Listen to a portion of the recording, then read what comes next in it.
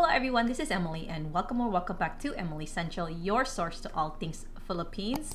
Today is July 23 here in the United States. If you are new here and you're interested on learning a bit more about the Philippines and their travel update, please consider subscribing. I would greatly appreciate that. So a couple of days ago, I shared a video with you guys about my actual experience traveling from Manila, Philippines to San Francisco, California here in the United States. So please watch this video if you are heading back home or you're traveling back to the United States, because I gave you guys my actual experience, what I went through, what immigration asked from us. So please watch that video. That way you guys will know exactly what will happen when you travel back to the United States. What I did not cover on that video was my arrival in San Francisco, and that is what we're gonna talk about today. But before I go over my actual experience arriving in San Francisco, I do want to cover a couple of things that I did not cover on that previous video.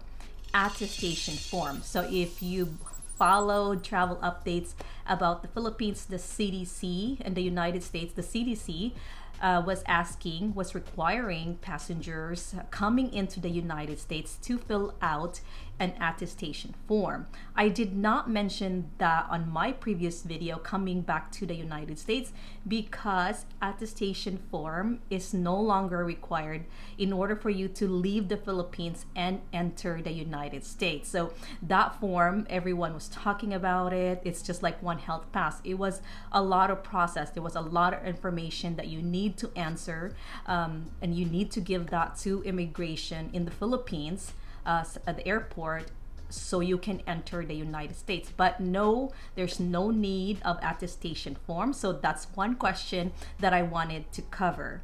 COVID-19 test, pre-departure COVID-19 test, either a negative RT-PCR or a negative antigen test. Back in June, I shared this video that started June 12.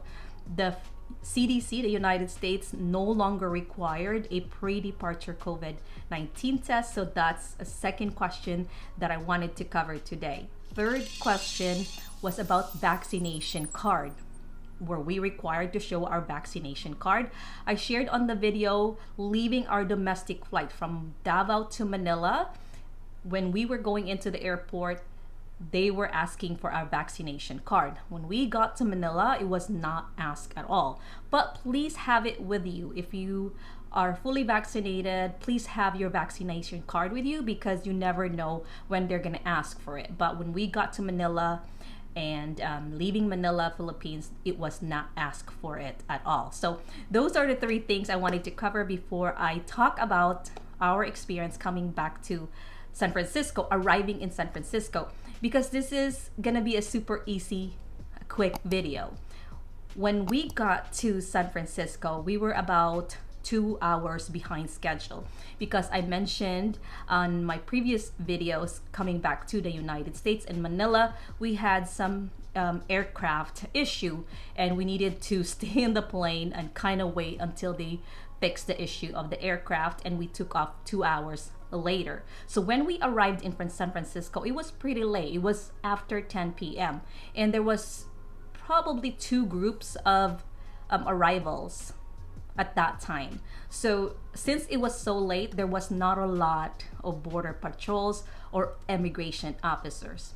I'm gonna tell you, there was probably about 3 or 4 immigration agents working at that time, with about 600 to 800 people in line at the same time. So you can imagine it took us a good 1 hour, maybe a little over an hour by the time we got to the front. So when we got to the front, I was asked, I was coming in as an American citizen. When you get to San Francisco, nothing really much happens. There's going to be 2 lines. If you're familiar with San Francisco, it's going to be one line for residents and there's going to be another line on the right hand side for visitors. So we went ahead and went to the line for residents, for green card holders, as well as American citizens. So when we got there a little over an hour later, we finally got to the front.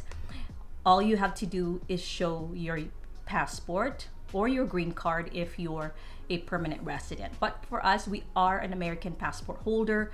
We only showed our American passport. So my mom and her partner and myself are American passport holder. When we got to the front, they just took a picture of me and told me, welcome home. Same thing with my mom and her partner as well, who's been out of the country for almost 3 years. And they just told them, welcome back. So that's how easy it is. If you are coming back to the United States, they did not ask for vaccination card or any other question.